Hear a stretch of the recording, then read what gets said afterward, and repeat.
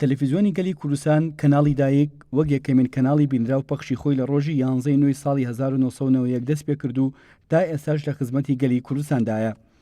گەلی کوردستان ئەو شانازەیە پێبڕا کە بۆ خوێندنگەی پێگەیاندنی چەندان کادر و ڕۆژنامەنووس و بێژەر و تەکنیککاری بواری ڕاگەیاندن هاوکاتیش بەردەوام بووە لە ئەرکەکانی ڕاگەیاندن و پیادەکردنی دەسەڵاتی چوارەم و ئەرکەکانی هۆشیاری و کوردایەتی و ڕێبازی شەهیدان و یەکێتی کە بۆ ئەو قۆناغە پێویست و گرنگ بووە و سەرکەوتوانەش ئەنجامی داون. سەروەرەکانی کەناڵەکە هاوشانی خۆناغەکانی سەرکەوتنی یەکێتی و گەلی کورد بووە و بەردەوامیشە.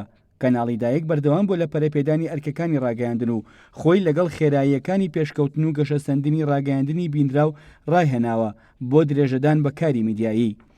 کەناڵی گەلی کوردستان زیاتر لە چارەکە سەدەیەکە پەخش دەکات لە یەکەم ڕۆژی پەخشی ڕووداوێکی لەبیر نەکراو بوو بەتایبەت کە کەناڵەکە یەکەمین کەناڵی تەلەڤیزیۆنی بوو لە دوای ڕاپەڕینی ساڵی 1990 و ژمارەیەک ڕووناکبیر و هونەرمەند و کادری ڕاگەیاندنی شاخ ڕۆڵیان لە دامەزراندنیدا هەبوو.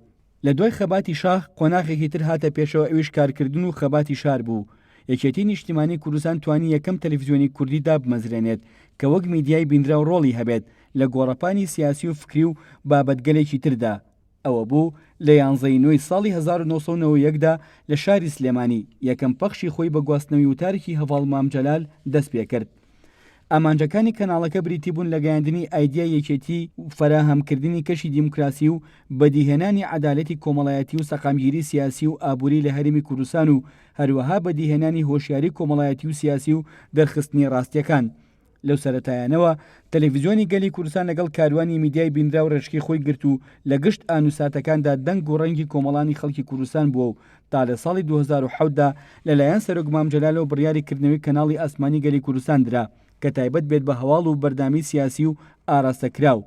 ئەوە بۆ ئەم کەناڵە لە 1 حوزەیرانی ساڵی 2010دا دەستی بە پەخشی بەرنامەکانی کرد. هاوکات تەلەڤیزیۆنی گەلی کوردستان لەسەر سیستمی DVB-T میکس میدیا لەگەڵ کەناڵێکی تایبەت بە وەرزش پەخشی گەیان دەگەشت ناوچەکانی کوردستان و لە سیستمی IPTV IQش لەو ناوچانی تۆڕی ئینتەرنێتی IQیان هەیە هەردوو کەناڵی ناوخۆیی پەخشی بەرنامەکانیان دەکەن.